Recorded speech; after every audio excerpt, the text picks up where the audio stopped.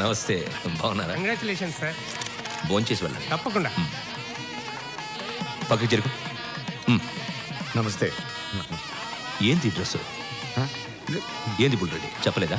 ఏంది చెప్పేది? పెళ్లి కూతురు ఎట్టా ఉండదు, థియేటర్ మీద కూర్చునేదానిలాగా ఉండదా, సినిమాలకు పోయేదానిలాగా ఉన్నది. ఏయ్ పంచెత్తుకురారా.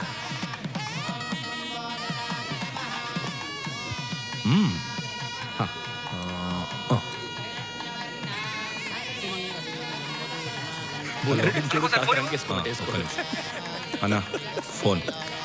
హలో అన్నా, నేను సిద్ధుని మాట్లాడుతున్నా అన్న. చిరుబాబు కనిపించట్లేదు. హాస్పిటల్ మొత్తం ఎత్తికామన్నా. వాళ్ళందరికీ ఫోన్ చేశాను.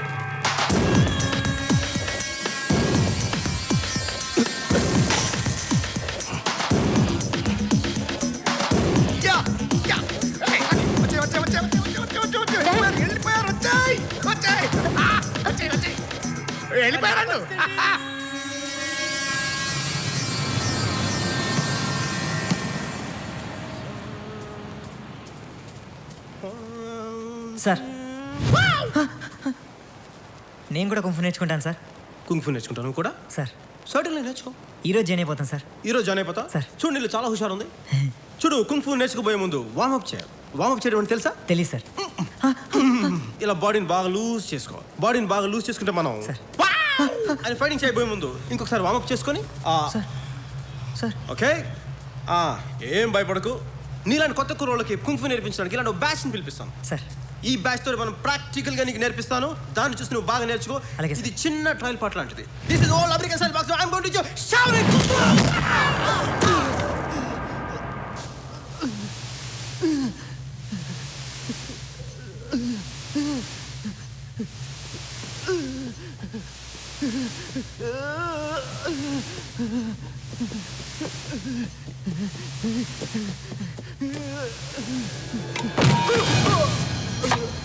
ఫిరోజ్, ఆడు వాళ్ళకేం భయపడతావు?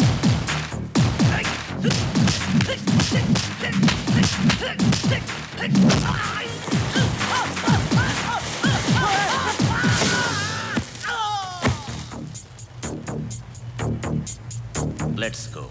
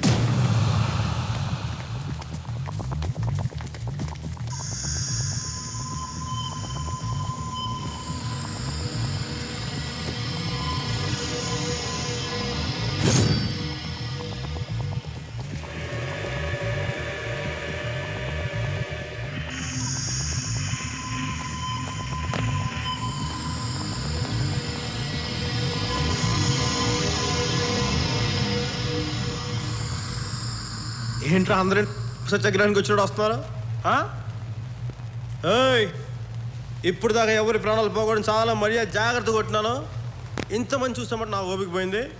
రండి, ముందుకు రండి. ఎవరికి ఏం తెగుతో నాకు మటు గ్యారంటీగా తెలీదు. రండి. ఏంట్రా నీ అబ్బా, మీ అన్న మీద మమకారం ఉండి వాడి ప్రాణాలు తెగించి ఎవడు ముందుకు వస్తాడో రండి. సారా ప్యాకెట్ కోసం, బిర్యానీ ప్యాకెట్ కోసం అయితే మటుకు భాగ్య చెప్తున్నా, పారిపోండి.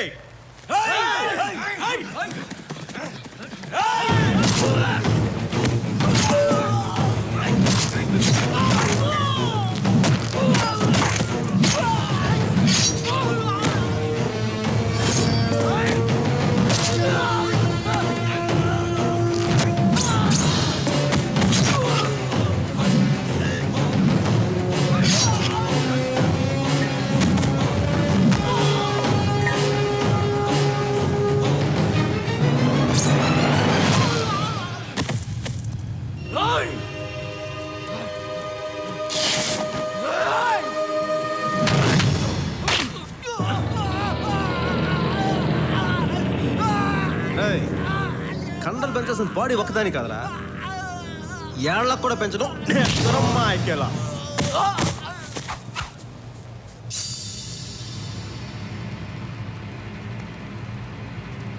బుల్రెడ్డి దామోదర్ రెడ్డి ఓడిపోవడం నేను చూడలేను సార్.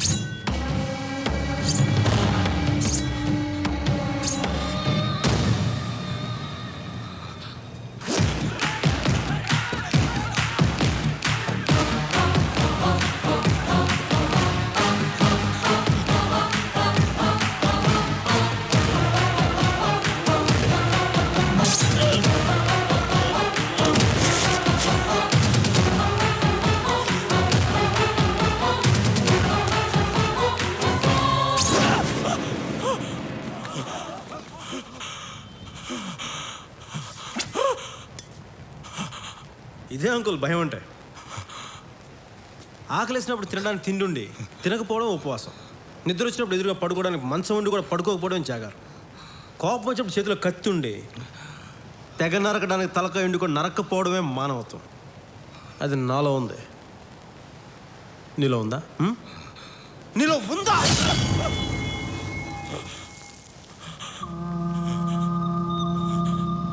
అంకుల్ నీకు ఒక టాప్ సీక్రెట్ చెప్పమంటావా? ఈ పెళ్ళి అయిపోయింది ఎవరో తెలుసా? నువ్వే. ఎలా?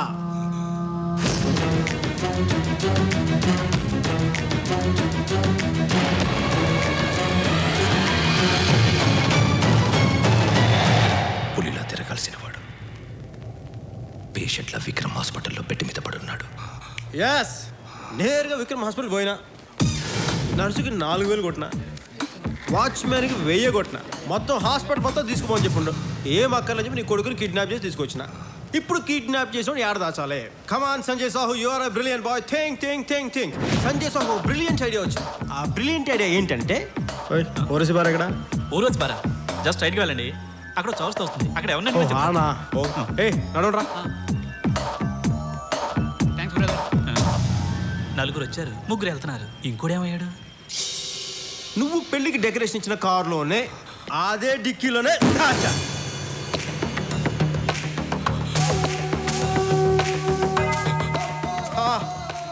చూసావు అంకుల్ సంజయ్ సాహు హ్యూమానిటీ. వీడికి ఆక్సిజన్ గ్లూకోజ్ మిస్ అవ్వకుండా జాగ్రత్తగా పెట్టాం. వీడు ఎన్ని తప్పుడు పనులు చేసినా. అయినా నీకు అసలు బుద్ధి ఉందా? నన్ను పట్టుకోవడానికి 8 నెలలు దొబ్బించున్నావు కదా, దానికి బదులు 8 ఏళ్ల వయసులో వీడి గురించి పట్టించుకుంటే ఈ పాటి వాడు అబ్దుల్ కలాం అంత గొప్పగా ఉండేవాడు. సంజయ్ సాహు నువ్వు మరీ పర్సనల్గా తీసుకోకరా. అంకులు నువ్వు మాలా చదవు, ఇంటర్వ్యూలకు వెళ్ళవు, ఉద్యోగాలు చెయ్యవు, ట్యాక్సులు కట్టవు, అయినా నేను సుఖంగానే కదా ఉండమంట. ఇంతకుమించి మేమేం చేయాలా? చచ్చిపోవాలనా? అందుకే చెప్తున్నా, ఏదో తల్లి బిడ్డ న్యాయంగా బతుకుతాం. నువ్వు అలా కార్లో తిరుగుతూ గుండాయిసం చేసుకుంటా పో, మేము అలా పక్క నుంచి గుట్టు చెప్పుడు కాకుండా వెళ్ళిపోతాం. అంతేకాకుండా ఎక్కడ పడితే అక్కడ కారాపు దిగితే ఇదిగో ఇలాగే చండాలంగా ఉంటుంది. అసలు ఈ మధ్యన కుర్రోళ్ళు చాలా డేంజరస్గా ఉన్నారు అంకుల్. కెలికితే క్యామిడీకి చంపేసేలా ఉన్నారు. ఇంత చెప్పినా కూడా నువ్వు కన్విన్స్ అవ్వకపోతే రేపొద్దు ఇంకో ఫ్రెష్ బ్యాచ్ వేసుకొని తీసుకురా. కానీ ఇలా పారిపోయిన మటుకు కాదు. కొట్టుకోవాలనుకున్నా, తిట్టుకోవాలనుకున్నా, చంపుకోవాలనుకున్నా, ఆఖరికి కబుర్లు చెప్పుకోవాలనుకున్నా కూడా సరే వెయిట్ చేస్తూనే ఉంటే 24 అవర్స్ సంజయ్ సాహు కేరా ఉస్మానియా క్యాంటీన్ హైదరాబాద్. నేను చాలా హాట్ గురు.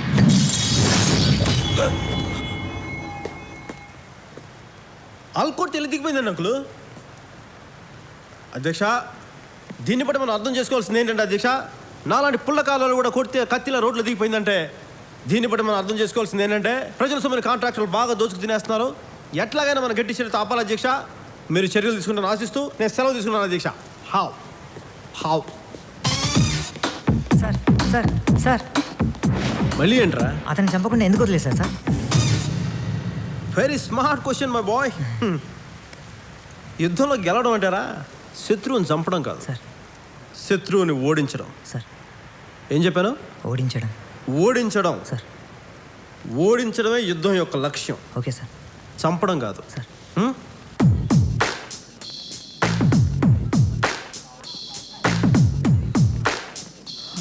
అయ్యా మా నాన్న నేను చంపలేదు, వాడు చచ్చిపోతే మాత్రం నా తప్పు కాదు. ఆ గ్యాప్ ఇచ్చావు చాలు. హలో, ఏది అందరూ ఒకసారి కళ్ళు మూసుకోండి. ఏంటి మన మాట ఇంతలో వేసారు?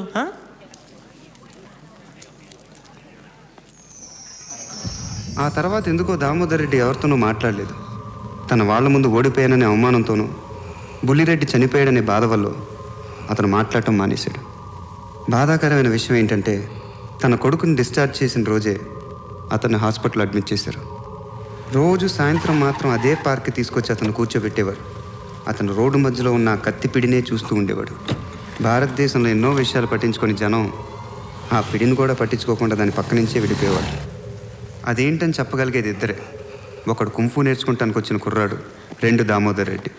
అతన్ని ఎవరు అడగరు, ఇతను ఎవరికీ చెప్పడు. 6 నెలల తర్వాత ఒక రోజు బాగా చెప్పిందని మందు వేసావా? ఓ పని చేయరా, బాగిన డైలీ మందు వేసుకోవచ్చు. టెలిఫోన్ లింక్ అవుతుంది చూడు, ఎవడేమో వెళ్ళి అంతేరా. నేను చూడు బేవార్స్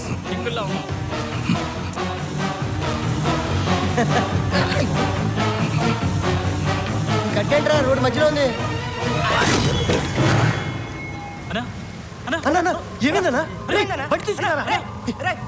అలా ఒక పెద్ద ఫ్యాక్షన్ లీడర్ని సంజయ్ సాహు లాంటి మామూలు కుర్రాడు రక్తం చుక్క కూడా కింద పడకుండా చంపడానికి కారణమైన ఆ కత్తి ఆ రోడ్డు కింద మిగిలిపోయింది. కొన్నాళ్ళ తర్వాత దాని మీద ఇంకో రోడ్ వేశారు. ఈసారి కాంట్రాక్టర్ మంచోడు, దాంతో ఆ కత్తి ఎప్పటికీ బయటపడలేదు.